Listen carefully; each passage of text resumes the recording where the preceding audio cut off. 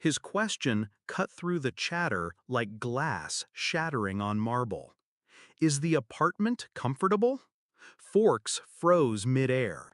My parents' smiles collapsed. I stared at my grandfather, trying to read his expression. Then I answered without hesitation, "What apartment?" The silence that followed was suffocating. My parents' faces drained of color. My grandfather's eyes, sharp, calculating even at 80, shifted from me to them. His smile vanished.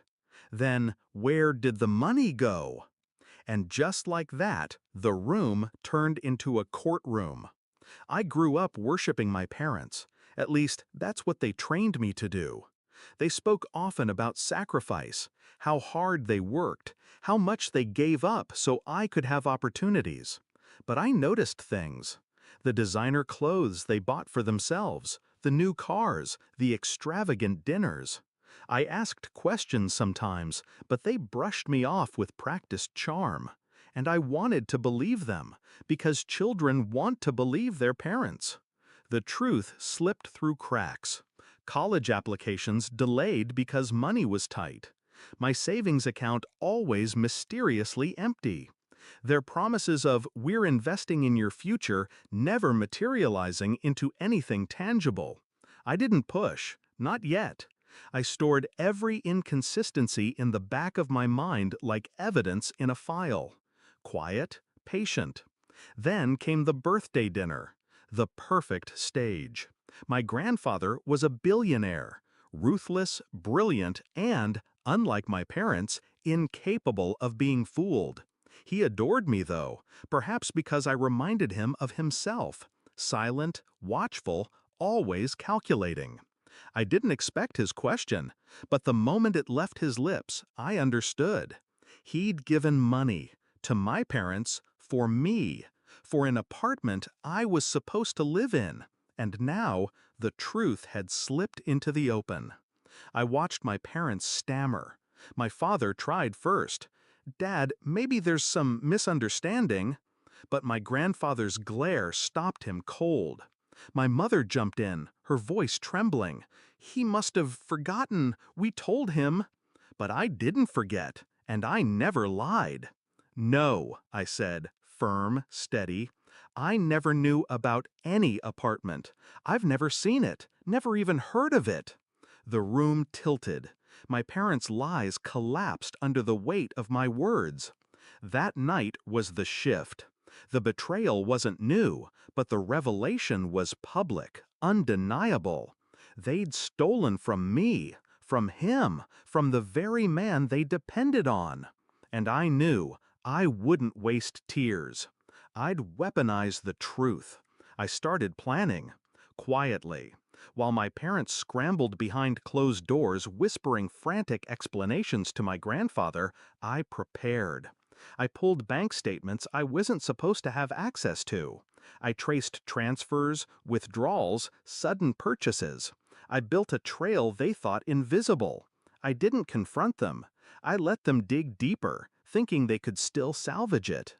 Patience is sharper than rage.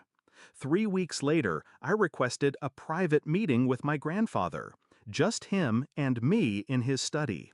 I laid everything out. Documents, receipts, dates, evidence so airtight it could choke.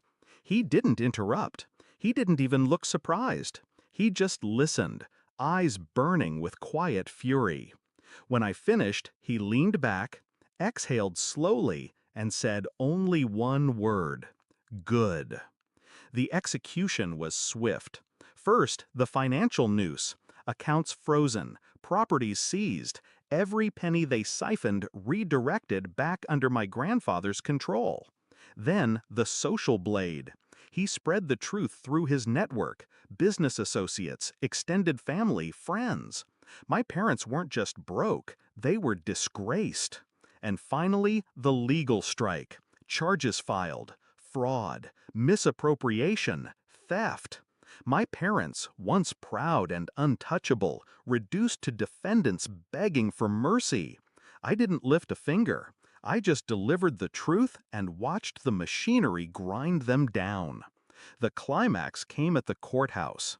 They approached me in the hallway, eyes hollow, faces gaunt. My mother whispered, "How could you do this to us?" I met her gaze, calm. "You did this to yourselves." She reached for me, desperation clawing at her voice. "We're your parents. We raised you." I cut her off. "You raised me to be blind, but I learned to see." Her hand fell. My father couldn't even speak. The guards led them away.